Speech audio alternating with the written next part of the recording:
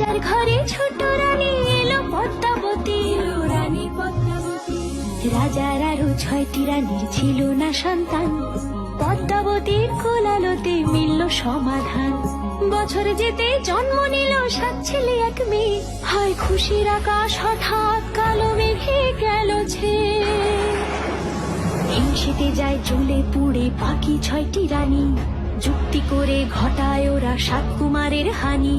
সুযোগ মতো 7 ছেলেকে মাটিতে দেয় পুঁতে, বাঁচে একা পারুল, ওরা পায় না তাকে ছুটে। ধাইমা বাজায় সেই মেয়েকে বড় করে তোলে, 7 ভাইকে পায় যে পারুল 7টে চাপা ফুলে। এত কিছুর পরেও রাজার বিপদ যে কাটে না, সূর্য নগরে সুখের সূর্য আর ওঠে না। হিংসা বিবাদ বিচ্ছেদ আর প্রেমের কাহিনীতে পারুল বোন কি পারবে 7 ভাই চম্পাকে জাগাতে?